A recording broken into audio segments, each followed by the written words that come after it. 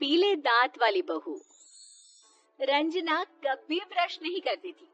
उसे कितनी बार उसके माँ बाप ने डांटा, लेकिन उसका कोई असर उस पर होता ही नहीं था, जिस कारण से उसके दांत पीले पीले हो जाते हैं।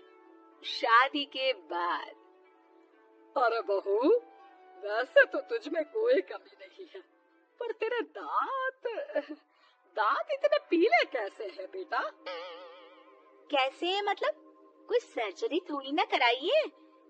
वो तो क्या नाम, मैं ब्रश नहीं करती थी तो पीले हो गए। अब क्या करूं? आप कहे तो लाल करवा लूं या फिर काले? यार ये क्या है, क्यों माँ से लड़ रही हो? लड़ रही हूँ? अरे मैं लड़ रही हूँ या ये बोल रही है कि दांत पीले हैं, पीले। अरे तपस्या थोड़ी ना की है इन्हें पीले करने के लिए। बकायदा ब्रश नहीं किया है 20 साल तक, तब जाकर। छी, कैसी बात कर रही हो? ये उस वक्त तो पीले नहीं थे जब हम लोग तुम्हें देखने आए थे। अरे तब साफ करवा लिया होगा डेंटिस्ट के पास जाकर। अब देखो कैसे पीले पीले लग रहे हैं। रंजना सास की तरफ गुस्से से देखती है। फिर शुरू हो गई पीले पीले पीले। अरे पीले तो तब भी थे जब मेरे हाथ का रसगुल्ला उड़ा उड़ा कर खा रही थी और बोल रही थी, लड़की नहीं गुणों का खजाना दे रहे भाई साहब आप। खैर, अब वो लोग करते भी तो क्या करते, पीले दांत वाली बहू पल्ले पड़ी थी तो झेलना तो था ही। एक दिन कीर्तन में रंजना गाना गा रही थी। अरे कमला बहन, माँ का द्वार है, यहाँ तो सब शुद्ध होकर आते हैं, फिर अपनी बहू को ब्रश भी नहीं करवाती तुम। दूर से पीले पीले दांत भक्ति में बाधा उत्पन्न कर रहे हैं। और कोई 2 साल की बच्ची थोड़ी ना लेकर आई हूँ मैं बहू बनाकर। अच्छी खासी लड़की है, अरे कैसे करवाऊं ब्रश? ये तो उसे खुद करना चाहिए ना। अब माँ बाप तो इसके जैसे तैसे निपटा दिए, ये नहीं सोचा कि सास कैसे संभालेगी। सास बहू को लेकर घर आ जाती है, लेकिन सोच लेती है कि अब इसे लेकर कहीं नहीं जाएगी। अगले रोज बहू कहती है, अरे क्या हो गया, मंदिर नहीं जाना क्या? कीर्तन का वक्त हो रहा है। मेरी मधुर वाणी से कान्हा जी जागते हैं और सोते हैं। आप तो जानती है ना उनकी भक्ति में कितना मन लगता है मेरा।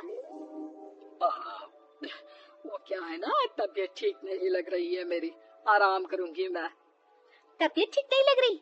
अभी तो मिथुन के गाने पर नाच रही थी आप, और अब बोल रही है कि तबीयत ठीक नहीं लग रही। अरे भक्ति में मन लगा लो सासू माँ, ऊपर जाना है, क्या मुंह दिखाओगी आप? हाँ? सास को बहू की बात पर गुस्सा आ जाता है। क्या मुंह दिखाऊंगी, इसकी चिंता तो ना कर, समझी? अपने मुंह की चिंता कर, जो ये पीले पीले दांत लेकर हर जगह पहुंच जाती है। पता है लोग कितना मजाक बनाते हैं। ना जी ना, मैं नहीं जाना कहीं तेरे साथ। तो ये बात है, कोई ना, मत जाओ, मैं अपने कमरे में ही बैठकर भक्ति कर लूंगी। ऊपर वाला दांत थोड़ी ना देखता है, मन देखता है, भावना देखता है।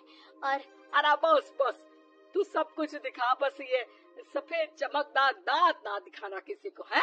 जा यहाँ से। बहू को सास की बात का कोई फर्क नहीं पड़ता, वो तो जैसी थी वैसी ही रह जाती है। सुबह नहाकर किचन में खाना बनाना, फिर खाना खाना, कीर्तन भजन करना और सो जाना। एक दिन, माँ जी मैं सहेली के घर जा रही हूँ, शाम को लेट आऊंगी। हाँ, तो जाना, मैंने कौन सा तेरी आरती करनी है घर पर बैठकर। रंजना सहेली के घर जाती है, जहाँ वो पार्टी में जाने की तैयारी कर रही होती है। अरे शिखा, कहाँ जाने की तैयारी कर रही है? मैं गलत वक्त पर आ गई क्या? अरे नहीं यार, उल्टा सही वक्त पर आई है। मैंने ये साड़ी और ज्वेलरी निकाली है यार, शाम को इनके ऑफिस की एक पार्टी में जाना है। बताना कैसा लग रहा है ये सब? नहीं यार, इस ड्रेस के साथ तो वो वाली ज्वेलरी अच्छी लगेगी। हाँ सही बोल रही है, मैंने ध्यान ही नहीं दिया। वैसे तो हमेशा से मस्त फैशन सेंस रखती है। तो बड़ा जाती होगी ना पति के साथ पार्टी में। रंजना कुछ नहीं बोलती, बस सोचती है कि यार काश ये बात सही हो जाती, पर मैं क्यों नहीं जाती पार्टी में? क्या इन लोगों की कोई पार्टी होती नहीं होगी? रंजना घर आती है और रात में पति से सवाल करती है, एक बात बताइए, आप मुझे किसी पार्टी में क्यों नहीं ले जाते? क्या आपके यहाँ ऑफिस में पार्टी नहीं होती? पति बेचारा क्या कहता कि दांत पीले हैं तुम्हारे इसलिए। अरे कोई पार्टी होती नहीं हम लोगों के ऑफिस में, तो कहाँ से लेकर जाऊं? और मार्केट, मॉल, कहीं वीकेंड घूमना, कहीं तो। अरे यार सारे हफ्ते में एक छुट्टी मिलती है, तो सोचता हूँ कि आराम ही कर लूं। क्यों? रंजना मन मार के रह जाती है। पहले कभी सास के साथ मंदिर जाया करती थी, लेकिन वो भी सास ने ले जाना बंद कर दिया। घर बैठी बैठी रंजना बोर हो जाती है। तभी उसे आइडिया आता है और वो मायके जाने का सोचती है। सासू माँ, 2 दिनों के लिए मम्मी के घर जा रही हूँ। अच्छा अच्छा ठीक है, आराम से जा। और हाँ, माँ से कुछ अच्छी आदत सीख कर आना कि कैसे शरीर के हर भाग की तरह दांतों की सफाई भी जरूरी होती है, समझी? शुरू हो गई ना आप। वो लोग आपकी तरह नहीं है कि छोटी छोटी बात का बतंगड़ बना दे। उन लोगों के लिए मैं मायने रखती हूँ, ना कि मेरे पीले पीले दांत। रंजना माँ को बिना बताए उन लोगों को सरप्राइज देती है, लेकिन जैसे ही वो दरवाजे पर पहुंचती है, अंदर देखती है कि घर वाले कहीं जा रहे होते हैं। अब माँ, काश रंजना दीदी के दांतों वाली प्रॉब्लम नहीं होती, तो वो भी हम लोगों के साथ चलती ना बुआ जी की बेटी की शादी में। हाँ बेटा, लेकिन अब उसे कौन समझाए कि उसको उसके पीले दांत नहीं दिखते, लेकिन उसके आसपास के लोगों को कितना एम्बैरेसिंग फील कराते हैं।